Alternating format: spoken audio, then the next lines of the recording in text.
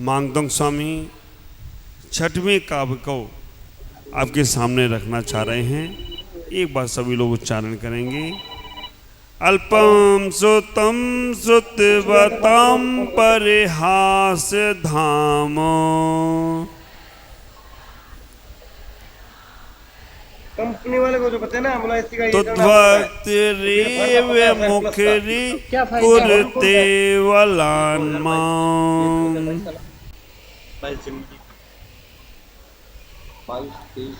यत्को किला किल्ले मधुरम विरोति।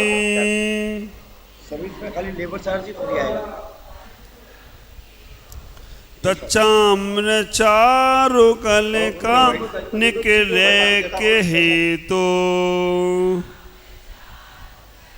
आपने अभी थोड़ी जाएगा या रुकेगा महीना भर। तच्चाम्र चारु कलिका निकले के हेतु। मन बिगड़ जाएगा फिर निकल जाएंगे। तच्चाम्र चारु कलिका निकले के हेतु।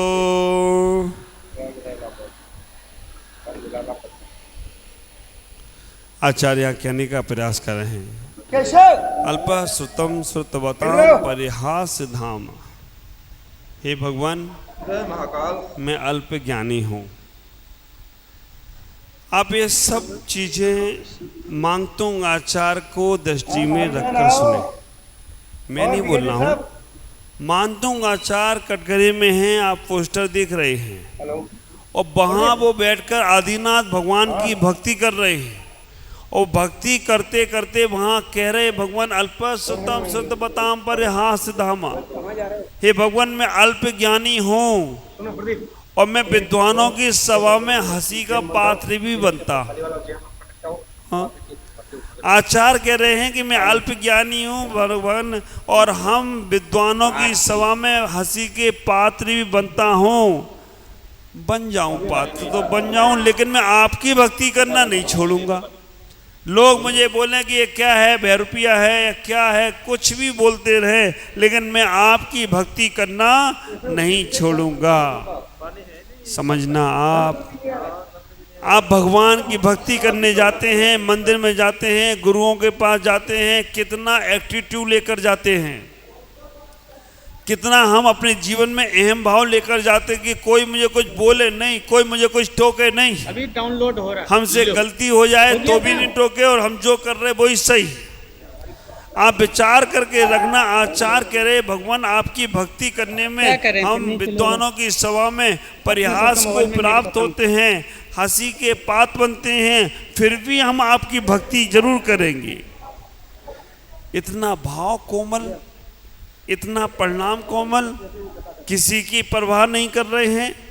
आप विचार करके रखना। पूरा का पूरा भक्तांवर का काव्य भक्ति का काव्य है, जो तुम्हें भक्ति से ओत प्रोत कर रहा है। तुम्हारे अंदर का अहम भाव को विसर्जित कर कर अहम भाव का जागरण कराने को तैयार है। मंदिर में जाओ ना, परमात्मा के पास जाओ, गुरुओं के पास जाओ तो पूर्ण तरह से समर्पित होकर जाना, स्त्रीन चित्त होकर जाना। समर्पण की जब बात करते हैं तो आचार अभी आएगा, श्री नाम सतान सतसो जनयंत्र पुत्रान, तब स्त्रियों के संबंध में बात करूंगा। आप विचार करके रखना। आचार कह रहे हैं कि भगवान, मैं कितना भी हंसी का पात्र बनूं, लेकिन मैं आपकी भक्ति करना नहीं छोड़ूंगा। और अभी स्थिति ये होती है, मंदिर आना बहुत से लोग बंद कर देते हैं, गुरुओं के पास आना बंद कर देते। क्यों? मंदिर गया तो उन्होंने हमें टोक दिया, मंदिर गया तो उन्होंने हमें ऐसा बोल दिया। आप विचार करके रखना, उन्होंने बोल दिया तो उनके घर में आना जाना बंद करो ना। उनके घर में तो जाना चालू, वो संसारिक क्रियाएं तो चालू हैं, लेकिन मंदिर आना जाना बंद कर दिया। उनसे रिश्तेदारी खत्म करो। जिन्होंने तुम्हें टोका है, जिन्होंने कुछ बोला है, उनसे तो तुम रिश्तेदारी खत्म करते नहीं हो, लेकिन भगवान से संबंध खत्म कर लेते हो, गुरुओं से संबंध खत्म कर लेते हो। कई बार तो मैं बोलता हूं उन लोगों को जो लोग किसी के कहने से भगवान से संबंध खत्म करते हैं, गुरुओं के पास आना जाना बंद करते हैं किसी के कहने से। तो मैं उनसे इतना ही कहता हूँ, तुम भगवान के भक्त नहीं, तुम उन व्यक्ति के भक्त हो। तुम गुरु के उपासक नहीं, तुम उस व्यक्ति के उपासक हो जिसके कहने से तुमने अपना लाभ छोड़ दिया, अपने जीवन की व्यवस्थाएं छोड़ दी जो तुम्हें परमात्मा बनाने वाली व्यवस्थाएं थी।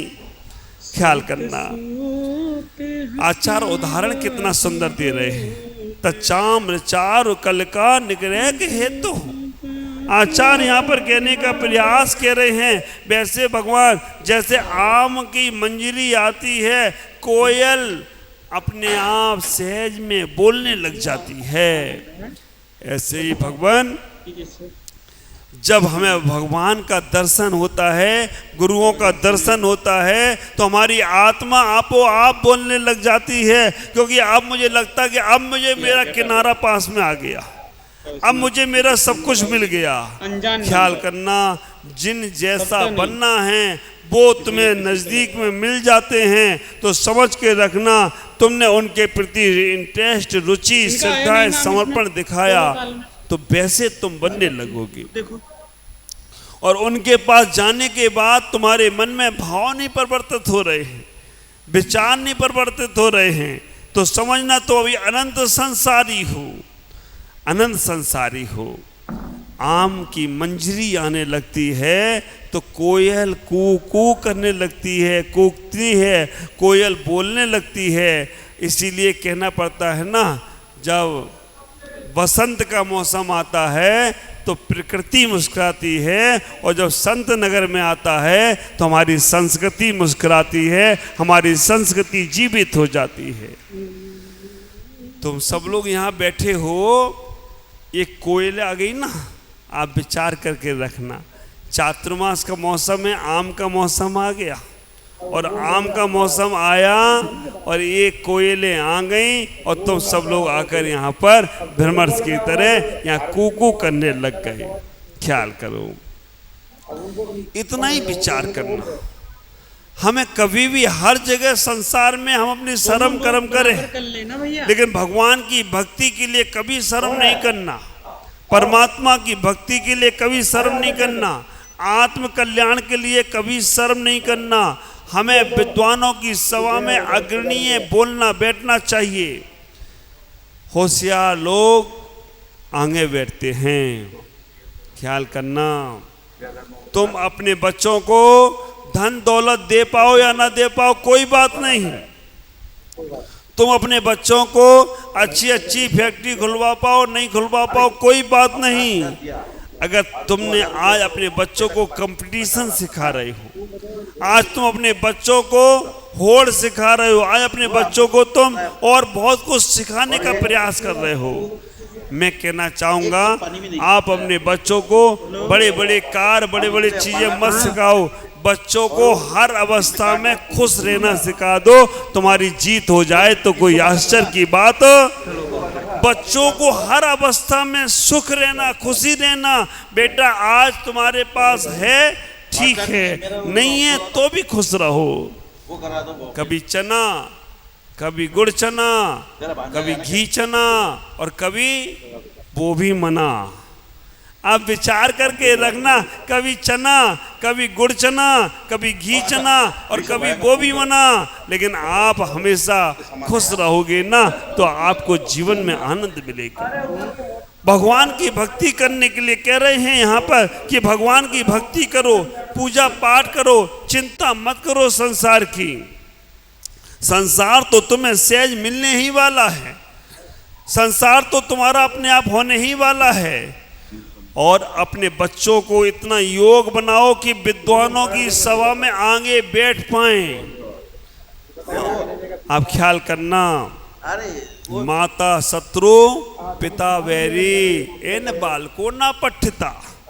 वो माँ शत्रु है, वो पिता वैरी है जो अपने बच्चों को अच्छे संस्कार नहीं दे पाता है। अगर तुम्हारी बच्चों की योग्यता है, बच्चों की पात्रता है तो उन्हें आगे बढ़ाने का प्रयास करो। आपकी योग्यता है, आपकी पात्रता है, तो विद्वानों की सभा में अग्रिम पंक्ति में अगर आप बैठते हो तो समझ के रखना, तुम्हारी योग्यता, तुम्हारी पात्रता कल्याण में कारण बनेगी। और अगर विद्वानों की सभा में जाओ और तुम्हें सर झुका के बैठना पड़े, तुम्हें कुछ आए नहीं, तुम्हें कुछ जाए नहीं, फिर तुम्हारा मन मुरझा जाता है। लेकिन यहाँ पर आचार्य कह रहे कोई बात नहीं, तुम्हें कुछ भी ना आता हो फिर भी विद्वानों की सभा में जाकर बैठने का तो प्रयास करो। ख्याल करना, 100 मूर्खों की अपेक्षा एक ज्ञानी को अपना दोस्त बना लो। 100 मूर्खों के साथ मुंह लगाने के आचार्यों ने, नीतिकारों ने बात कह दी, 100 मूर्खों को अपना बनाने की अपेक्षा, 100 मूर्खों से दोस्ती करने की अपेक्षा एक समझदार शत्रु भी अच्छा है। वैसे तो अपने जीवन में शत्रु बनाना नहीं, देखो ठीक है, लेकिन 100 मूर्ख तुमने पाल रखे हैं, लेकिन एक भी उसमें समझदार नहीं है तो कोई काम का नहीं है। एक भी शत्रु है लेकिन वो समझदार है, तो विचार करके रखना, तुम्हारे जीवन में तुम्हें कभी भटकने नहीं देगा। और 100 मूर्ख तुम्हारे वाहवाही तो कर रहे हैं, वाह क्या अच्छा किया, क्या अच्छा बोला, लेकिन मालूम पड़ा तुम फिसले तो वो भी फिसल दे रहा है।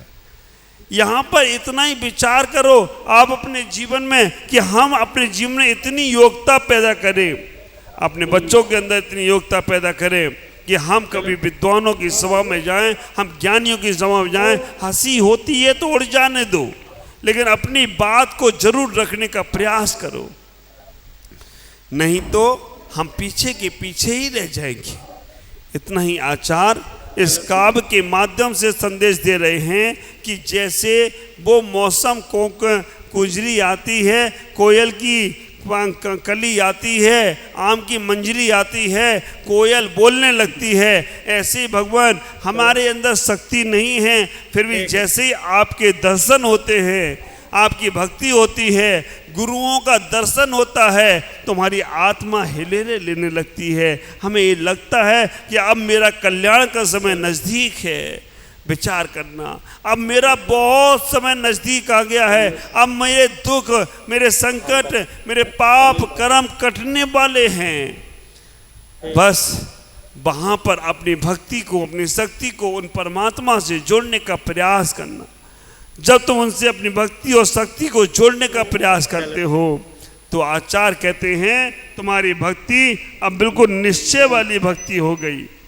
ख्याल करो, जैसे जैसे आम का सीजन आता है, कोयलें बोलती हैं, जैसे जैसे चातुर्मास का सीजन आता है तो श्रावक भी अपनी भक्ति को प्रकट करने लगते हैं।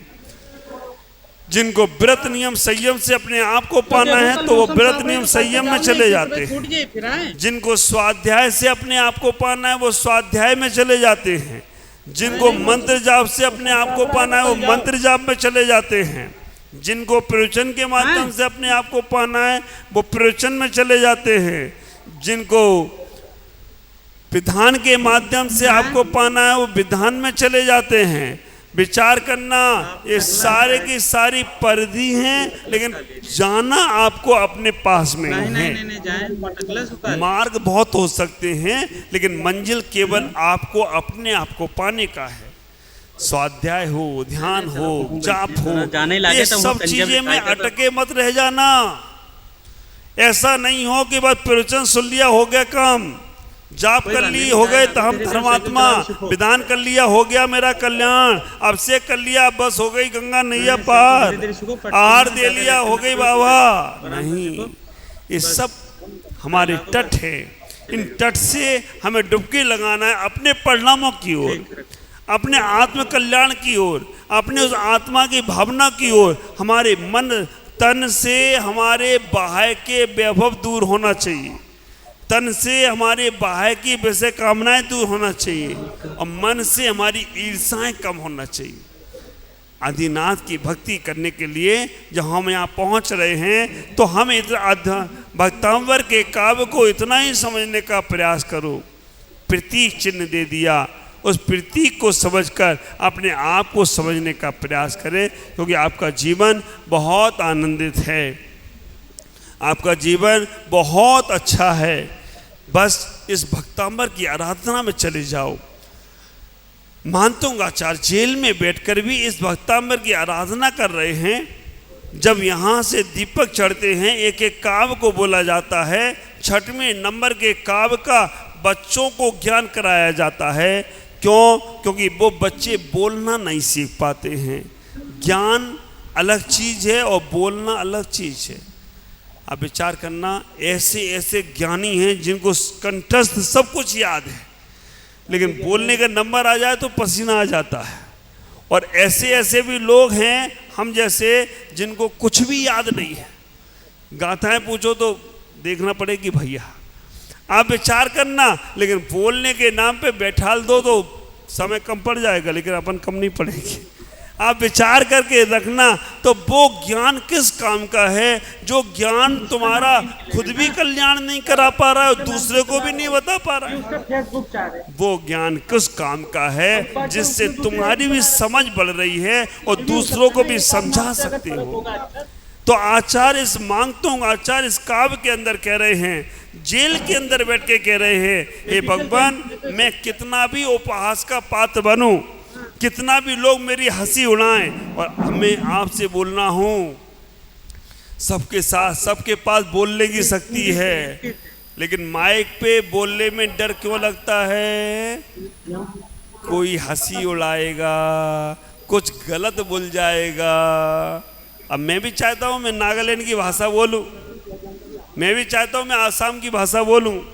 हाँ, जैन साधु देखे ले त्याग कोरा सीखे ली, ये तो बंगाल की हो गई। आप विचार करना, लेकिन नहीं बोल पाते। क्यों? मैं बोलूँगा गलत बोल जाएगा तो लोग हंसी उड़ाएंगे, तो कभी नहीं सीख पाएंगे।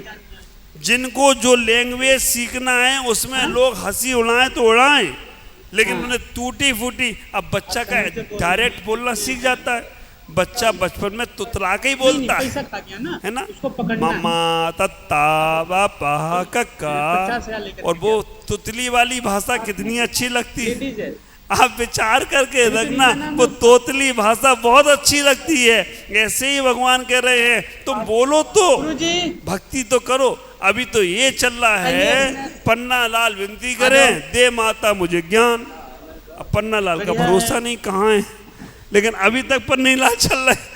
अरे बाबा को हम सब विनती करें, दे माता मुझे ज्ञान, तो माता भी प्रसन्न हो जाए। वो कहे चलो अब ये विनती कर रहे, अभी लगे तो पन्ना लाल में ही। ये पन्ना लाल हुए कहाँ? अच्छा, यहाँ भी पन्ना लाल हुए एक। आप विचार करके रखना, तो हमें हंसी से नहीं डरना है, उपहास से नहीं डरना है।